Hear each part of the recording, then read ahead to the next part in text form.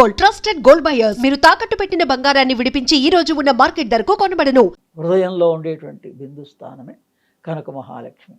అక్కడ కాన్సన్ట్రేట్ చేస్తూ మనం చెప్పేటువంటి మంత్రాన్ని లేదా ఓంకారాన్ని, మొదట్లో ఓంకారం ఉంటుంది కదా, ప్రతి మంత్రానికి కూడా కేవలం ఓంకారాన్ని కూడా మనం వినొచ్చు. మనం అంటూ వినాలి. ఈ వినడం అనేటువంటిది ఒక పద్ధతి. దీనివల్ల ఏమవుతుంది, మనం నోటితోటి కర్మేంద్రియం పలుకుతున్నాం, వినేది జ్ఞానేంద్రియం. ఈ రెండింటి సమన్వయం కుదురుతోంది. అసలు యోగం అంటేనే ఈ మనోవాక్ కర్మణ అంటారనమాట. ఈ మూడింటి కలయిక. దీని యొక్క రహస్యాలు మామూలుగా ఈ లక్ష్మీదేవిని గురించిన వివరణ మనకి శ్రీ సూక్తంలో ఉంటుంది. తర్వాత ఆదిశంకరాచార్యులు అందించిన సౌందర్యలహరిలో అనేక శ్లోకాల్లో శ్రీ బీజం ద్వారా ఆయన మహాలక్ష్మి మంత్రాన్ని ఇచ్చారు. 10-15 శ్లోకాల్లో ఇచ్చారు, 100 శ్లోకాల్లో కూడా. అందులో 3వ శ్లోకం ఒకటి, అవిద్యానామంతస్తిమిరమిహిరోద్వీపనగరి అనే శ్లోకంలో శ్రీం బీజం. ఆ తర్వాత 33వ శ్లోకంలో స్మరం యోని లక్ష్మీం, స్మరం కామరాజు బీజం. ఆ తర్వాత రెండో బీజం ఉంది. ఇది మొదటిది క్లీం, భువనేశ్వరి. రెండో బీజం హ్రీం, యోని అంటే. ఆ తర్వాత 3వది లక్ష్మీ బీజం, స్మరం యోని లక్ష్మీం. మొదటి పాదంలోనే 3 అక్షరాలు ఉన్నాయి. మనం చదువుతూ పోతున్నాం కానీ వాటిని ఇలా అర్థం చేసుకోగలిగితే చాలా అంతరార్థం ఉంటుంది. అందుకని 32వ శ్లోకము 33వ శ్లోకము సౌందర్యలహరిలో పంచదశి మంత్రాన్ని నిక్షిప్తం చేశారు ఆదిశంకరాచార్య. అంటే మొత్తం అంతా ఎలాబరేట్గా మనం ఆ శ్లోకాన్ని అంతా వివరంగా తెలుసుకుంటే పంచదశి మంత్రం వస్తుంది. అందుకని మంత్రదీక్ష తీసుకోలేని వాళ్ళు కూడా ఈ శ్లోకాన్ని చదువుకోవచ్చు. ఏ నియమాలు ఉండవు శ్లోకాన్ని చదువుకోవడానికి. స్తోత్రం కానీ శ్లోకం కానీ చదివితే మన శోకం దూరం అవుతుంది అని అర్థం. మనకున్నటువంటి దుఃఖం కానీ ఇబ్బందులు కానీ తొలగుతాయి అని అర్థం. అది బీజాక్షరం, శ్రీ బీజాక్షరం కాబట్టి అందులోనే ఉంటుంది.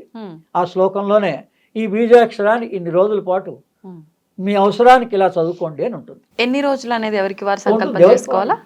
దాంట్లో రాసి ఉంటుంది. ఏ శ్లోకానికి ఆ శ్లోకంలో కింద ఫలశ్రుతి, దీన్ని ఎలా ఆచరించాలి, అమ్మవారికి ఏం నివేదన చేయాలి ఒక్కోదానికి. సామాన్యంగా మహాలక్ష్మి దేవతకి పాయసాన్నము తేనె, ఒక తేనె డ్రాప్ పాయసంలో చిన్న కప్పులో మనం అమ్మవారికి నివేదన చేసి దాంట్లో ఒక చుక్క తేనె వేస్తే అమ్మవారికి ప్రీతి. లక్ష్మీదేవతకి ఆమె వనరుల్ని సమకూరుస్తుంది. అంటే ఆ రాజకీయ నాయకులకి మొట్టమొదట వ్యాపారస్తులు చేస్తారు, రాజకీయ నాయకులు కూడా. వాళ్ళకేంటంటే ఈ మహాలక్ష్మి సాధనతో పాటుగా ఒక అధ్యాయం భగవద్గీత, ఒక అధ్యాయం భాగవతం, ఈ రెండు గనక మనం సమాజంలో చాలామంది అందరూ గ్యాదర్ అవుతారు. లేడీస్ వాళ్ళంతా వాళ్ళు రాజకీయ నాయకులను పిలిస్తే వచ్చేస్తారు. ఎక్కడ పబ్లిక్ ఉంటే అక్కడ ఎలాగొస్తారు. అక్కడ నార్త్లో ఈ సాంప్రదాయం ఎక్కువగా ఉంది. భాగవత సప్తాహాలను చేస్తూ ఉంటారు. అలా ఏంటంటే భాగవతంలో ఒక అధ్యాయం, ఒక రోజులో ఒక అధ్యాయం చాలు. భగవద్గీత ఒక అధ్యాయం, ఈ రెండు పారాయణ చేయించి ఈ మహాలక్ష్మి సాధన చేయిస్తే రాజకీయంగా వాళ్ళకి మార్పు వస్తుంది. మొదట రాజకీయ నాయకులు బాగుంటే సాహితీవేత్తలు, తర్వాత వ్యాపారస్తులు, శాస్త్రజ్ఞులు, సమాజంలో 3 వర్గాల వాళ్ళు ప్రాధాన్యత చెందిన వాళ్ళు ఉంటారు. సాహితీవేత్తలు, శాస్త్రజ్ఞులు, తర్వాత వైజ్ఞానికులు.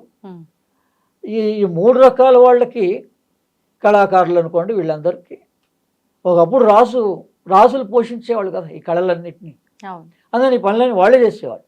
ఇప్పుడు మనమే కాబట్టి ఇక్కడ రాజకీయ నాయకులు కానీ వ్యాపారస్తులు కానీ పూనుకొని వీటిని సామూహికంగా చేయిస్తే ఆ అమావాస్య రోజున ఏకాహం అంటే రోజంతా 24 గంటలు కూడా వేరే సాంస్కృతిక కార్యక్రమాలు కూడా కలుపుకుంటూ ఒకరోజు చేయగలిగిన 24 గంటలు చేయొచ్చు. 5 రోజులు అయితే, ఇప్పుడు దీపావళికి అయితే 5 రోజులు చేసుకోవచ్చు. కనబడుతోంది అన్ని దాని ప్రాముఖ్యత. పాడ్యమి కూడా పాడ్యమి రోజు మళ్ళీ ప్రధాని చెందింది. విధియ రోజు కూడా యమ విధియ, బలిపాడ్యమి రెండు ఉన్నాయి. బలి చక్రవర్తి ఆయనకి 3 అడుగుల భూమి దానం చేసింది ఉంది. అంటే మనం ఎంత స్వల్పంగా దానం చేసినా అది విశేష ఫలితం ఇస్తుంది అన్నది అది చూపిస్తోంది అనమాట. బలిపాడ్యమి రోజు అంతే మరి ఫలితం ఉంటుంది కదా. మరి ఆయనకి ఎంత ఉందో అంత ఉంటుంది కదా. 3 అడుగులు అంటే 3 లోకాలు. 3 లోకాలు, అవును. 3 అడుగులు మనం అంటే ఒక 3% మనం దానం చేస్తే దాన్ని 100%, 1000% కూడా ఫలితాన్ని పొందొచ్చు. అంటే దానానికి అంత ప్రాముఖ్యత ఉంది. ఆ రోజున మనం ఏదో తోచింది దానం చేయాలి అని అర్థం. ప్రత్యేకించి ఇది దానం చేయాలని ఏమైనా ఉందా? ఏదైనా పర్వాలేదు, ఎవరికి ఏది మన స్తోమతను బట్టి, ఎవరి మనస్థితిని బట్టి అలా చేసుకోవచ్చు. అందుకని వీటిని నేను మామూలుగా సామూహికంగానే దీక్షలు ఇస్తూ ఉంటా. ఇవి మరి జపం చేసిన తర్వాత హోమం చేసుకోవాలి, దశాంశం హోమం చేసుకోవాలి. అంటే 1,00,000 జపం చేసామనుకోండి, దాంట్లో దశాంశం హోమం చేస్తారు. ఓ 10,000 స్వాహ స్వాహ అని అదే మంత్రాన్ని దశాంశం హోమం, దశాంశం తర్పణం ఉంటుంది. ఏ మంత్రానికైనా అదే రూల్ ఉంటుంది. అలా చేసుకుంటే పూర్ణాహుతి. అందుకని అది నేను 2 చోట్ల సిటీలో కండక్ట్ చేస్తూ ఉంటాం. మా పెద్దమ్మగారి దేవాలయం ఉంది బేగంపేటలో, మన్నవ రాజరాజేశ్వరి అమ్మవారిది. దాన్ని అన్ని యూట్యూబ్లో గూగుల్లో కొడితే చాలు. మనం అడ్రస్ల కోసం ఎవరిని ఫోన్ కూడా చేయక్కర్లేదు. ఈ 2 ప్లేసెస్కి మెథడిస్ట్ కాలనీలో వైష్ణవి మెడికల్స్ అని కొడితే బేగంపేట, అది శివం ఉంది బేగంపేటలో, అది దాటిన తర్వాత వాకబుల్ డిస్టెన్స్లో మెథడిస్ట్ కాలనీలో ఎవరిని అడిగినా చెప్తారు. ఓకే, అక్కడ ఒక చోట నిర్వహిస్తూ ఉంటాం. తర్వాత రెండోది మల్లికార్జున స్వామి దేవాలయం గడ్డన్నారం దగ్గర ఉంది. దాన్ని గూగుల్లో మనం సెర్చ్ చేసినప్పుడు కరణ్ బాగ్ సైదాబాద్ మల్లికార్జున స్వామి దేవాలయం కొడితే వస్తుంది. ఓకే, ఆస్మాన్ గార్డ్ కరెంట్ ఆఫీస్ దగ్గర ఉందన్నమాట. అదే ఇవాళ భగవంతుడు మనకు అన్ని ఏర్పాట్లు చేశాడు. ఎవరిని మళ్ళీ ఫోన్లు చేసి డిస్టర్బ్ చేసి ఇది ఎక్కడండి అడ్రస్సు అని అడగక్కర్లే. లేదా ఎవరైనా సామూహికంగా కొంతమంది గ్యాదర్ అయితే వాళ్ళ దగ్గరికి ప్రతి అమావాస్యకి వచ్చి నేను సాధన చేయిస్తా, వాళ్ళ హోమం కూడా చేయిస్తా. ఓకే ఓకే, అంటే ప్రతి అమావాస్యకు చేసిన ఇదే ఫలితం ఉంటుందా? ఈ దీపావళి అమావాస్య రోజు మామూలు చేస్తుంటారు సింపుల్ గా. ప్రతి అమావాస్యకి మహాలక్ష్మి సాధన చేస్తారు. 2 రోజులు చేస్తారు, 1 రోజు చేస్తారు, తప్పనిసరిగా అమావాస్య రోజు అయితే చేస్తారు. ఇప్పుడు ఒకసారి ఉపదేశం తీసుకొని దీక్షగా మంత్రం జపం చేస్తుంటే మనకి ఒక అవసరం కోసం కొన్ని రోజుల పాటు చేస్తూ ఉంటాం. ఆ తర్వాత కూడా మనం మనకు తోచినట్టుగా మంత్రాన్ని చేసుకొని నిత్యం కూడా చేసుకొని, ఈ మహాలక్ష్మి మంత్రం అయితే ధ్యానంగా కూడా చేసుకోవచ్చు, యోగ ధ్యాన పద్ధతిలో కూడా చేసుకోవచ్చు. ఓకే, ఇప్పుడు మీరు అన్నట్టుగా అంటే 1,00,000 అన్నారు మీరు జపం, అన్నిసార్లు చేయలేం అంటే అర్థం ఏంటంటే, లక్ష్యాన్ని ఎందుకంటారంటే లక్ష్యం మనం ఏ లక్ష్యం గురించి చేస్తున్నాం. ఒక్కొక్కరికి ఒక్కొక్క ఏం, ఏ లక్ష్యం గురించి మనం చేస్తున్నాం. వాళ్ళు చదువు కోసం చేయొచ్చు, వాళ్ళు సీట్ కోసం చేయొచ్చు, పెళ్లి కోసం చేసుకోవచ్చు, అనేక రకాలుగా మనిషి అవసరాలు ఉంటాయి కదా. యాక్చువల్ మీనింగ్ అదండి. మనది సంస్కృతంలో అక్షరాలన్నీ ఉన్నాయి. మనం ఎప్పుడైతే సంస్కృతం మానేసామో అది కేవలం నంబర్గా కాదు, 1 పక్కన 5 సున్నాలు 1,00,000 అనేది అదొకటే కాదు. మన లక్ష్యం నెరవేరేంత వరకు మనం చేసుకుంటూనే ఉండాలి. ఇక్కడ మన ఉద్దేశం ఏంటో దానికి ప్రతీకగా మనం చేసుకుంటూ ఉండాలి. తర్వాత దీన్ని యోగ ధ్యాన పద్ధతిలో కూడా మనం చేసుకోవచ్చు. మహాలక్ష్మి సాధన ఏ రకంగా? మన దేహంలోనే 33 కోట్ల దేవతలు ఉన్నారన్నారు. అవును, ఎలా ఉన్నారు మరి? మీరు ప్రశ్న వేయాలి. మీరు ఎలా ఉన్నారు దేవతలు మన దేహంలో ఎలా ఉన్నారు, ఎలా యోగంగా చేసుకోవచ్చు అమ్మవారిని అంటే, మనకి కొద్ది ప్రామాణికంగా చెప్పేటప్పుడు కరెక్ట్గా వాళ్ళకి చెప్పాలి. మన వెన్నుపూస అనుకొని 33 పూసలు ఉంటాయి ఈ వెన్నుపూసకి. దీంట్లో సర్వైకల్ 7, థొరాసిక్ 12, ఉమ్, లంబార్ 5, సాక్రల్ 5, కోకిక్స్ 4. ఈ మొత్తం కూడా సైంటిఫికల్గా ఈ 33 వీటిని వర్టిబల్స్ అంటారు. ఓకే. అని అందరూ సైన్స్ చదువుతున్నాం, అవునవును, జీవశాస్త్రం చిన్నప్పుడు మనం చదివాం. చదువుకున్నాం. అప్పుడు మర్చిపోయినా మన కాకపోతే పిల్లల మేము పుస్తకాలు మర్చిపోయాం, మీరు మళ్ళోసారి మనం వాళ్ళతో పాటు చదువుకుంటే ఇప్పుడు అసలు జ్ఞానం అంతా అంతుంది మనకి. అంతే. మన పిల్లలకి మనం ట్యూషన్కి ఎక్కడో చెప్పించే బదులు ఉమ్, మనం వాళ్ళ పుస్తకాలు చదివితే ఎంత జ్ఞానం వస్తుందో. అదే ఇది అంటే ఇది పొరపాటు లేకుండా మరి కరెక్ట్గా అవి ఏమేమి ఉన్నాయి అనేటువంటివి, ఇది 5 రకాలైనటువంటివి మన మానవ దేహంలో ఈ 33 పూసల్లోనూ ఈ 33 వర్టిబల్స్ ఉన్నాయన్నమాట. ఓకే. అందుకని వీటికి మన ఆధ్యాత్మికతకి సంబంధం ఉంది. ఏంటండి అలానే ఆధ్యాత్మికతలో 33 కోట్ల దేవతలు అన్నారు, దేవతలు. 33 దేవతలు అన్నారు. ఈ పాయింట్సే ఉమ్. ఇవన్నీ కూడా అంటే పూసలు. ఎలా అనుసంధానం చేయొచ్చు వీటిని ఆ 33 కోట్ల దేవతల్ని? అంటే ఇది దేవతా శక్తులు ఉమ్, మన లోపల ఒక్కొక్కటి. ఉమ్, అంటే పైన మొట్టమొదటి నుంచి పైనుంచి వచ్చినప్పుడు అశ్విని దేవతలు అంటారు. 32, 33 ఉమ్, పాయింట్లో ఉన్నటువంటి వాటిని అశ్విని దేవతలు అంటారు. ఉమ్, అక్కడి నుంచి కింది వరకు మనం ఉమ్, ఈ రకంగా వీటి ఏంటంటే ఈ యోగం అంటే ఈ జ్ఞానేంద్రియ కర్మేంద్రియాలని 10 ఇంద్రియాలు ఉన్నాయి కదా, ఉమ్, ఇవి వాటికి కనెక్షన్ ఉంటుంది. అవి వెన్నుముకను అనుకొని కనెక్షన్ ఉంటుంది, బ్రెయిన్కి కనెక్షన్ ఉంటుంది. ఉమ్, అందుకని వీటి ద్వారా ఏంటంటే మన లోపల ఉన్నటువంటిది దేవతాశక్తి అంతా మనలోనే ఉంది, ఎక్కడో లేదు బయట. ఉమ్, దీన్ని సూర్య చంద్ర తారగా లేదా శ్రీచక్రంగా మనం ఎలా అయితే శ్రీచక్రంలో కూడా ఉమ్, ఇన్ని ట్రయాంగిల్స్గా ఎలా ఉందో ఆ మనోదేహమే శ్రీచక్రం.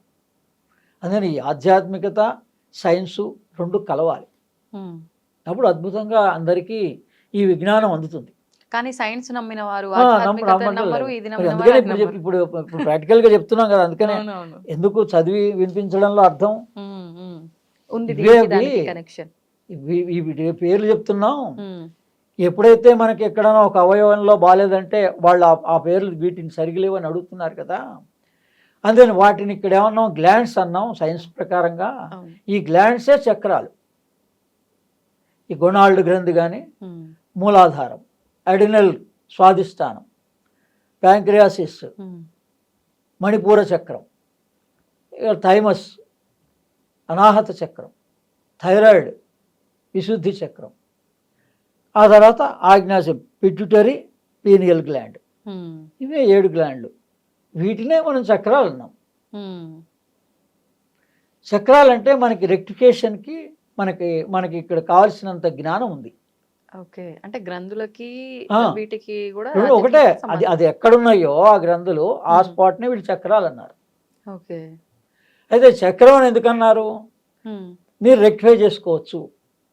మీరు మామూలుగా మనం వాడేటువంటి వెహికల్స్ ఎలా ఉన్నాయో, ఉమ్, ఒక స్కూటర్ కానీ సైకిల్ కానీ, మొట్టమొదటిలో సైకిల్ చక్రం అంటే మొట్టమొదటి సైకిల్. అవును. అందుకని వీటిని మనం రెక్టిఫై చేసుకోవచ్చు కదా. ఉమ్, మరి పాడైందని తీసి అవతల పాడేయటంలే కదా, లేదు లేదు. మనమే చేసుకుంటున్నాం కదా.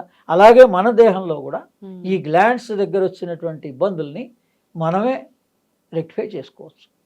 కానీ ఇది అందరికీ సాధ్యపడట్లేదు కదా, ఎందుకని అంటే అంటే ఏమి లేదంటే ధ్యాస పెట్టాలి అంతే. ఉమ్, నాకెందుకు ఇక్కడ నొప్పి ఉంది అనే ధ్యాస ఎవరికి ఉండాలి? ఎవరికి వాళ్ళకే ఉండాలి. అలాగే నాకు ఈ సమస్య ఎందుకు వచ్చింది, ఉమ్, అది ఏ సమస్య అయినా.